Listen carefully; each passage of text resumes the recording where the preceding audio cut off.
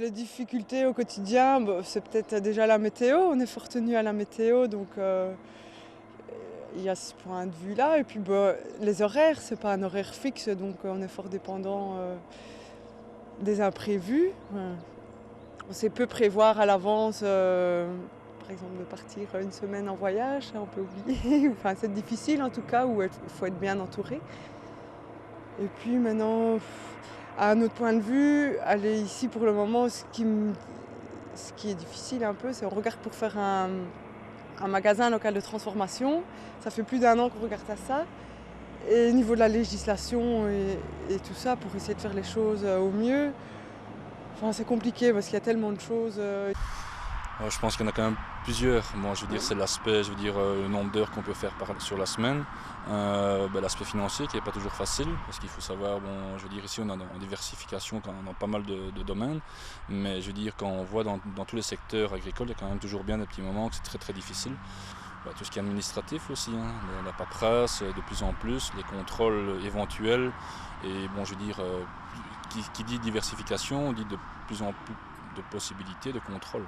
En fait, il est presque devenu impossible de s'acheter un matériel high-tech. Donc on s'est mutualisé à environ 70 agriculteurs.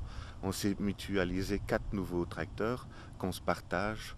Donc au fil des saisons, on en a besoin, on n'en a pas besoin. Ainsi que du matériel, notamment pour hacher les pommes de terre, pour répandre le fumier. Donc c'est un petit peu ça notre crainte en fait, c'est la dépendance vis-à-vis des gros en fait. Oui, parce qu'il n'y a pas que les banques alors. Non, il y a pas que les banques, hein, il y a tout le reste. Ça nous fait quand même pas plaisir de payer plusieurs milliers d'euros par an, des produits phyto notamment. Donc ça, s'il y a moyen de faire plus bio et de travailler avec de moins en moins de produits, ça nous ferait quand même également plaisir. Mais je crois que de ce côté-là, on a une grande attente vis-à-vis de nos centres agronomiques de recherche, notamment Jean Blou. On attend énormément d'eux, mais justement, comme je le dis, petit à petit, l'oiseau fait son nid et on y arrivera. Les principales difficultés, je pense que c'est tout d'abord des difficultés financières malgré tout.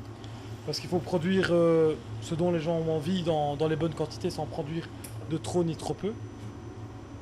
Donc parfois ça engendre des coûts simplement.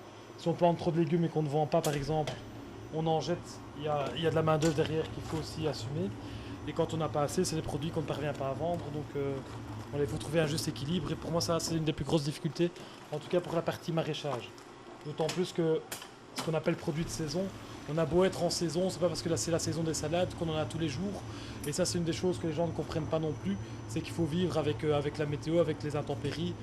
Et ça c'est à chacun de s'adapter par rapport aux productions, quoi. Ça c'est un problème particulier aux cultures maraîchères.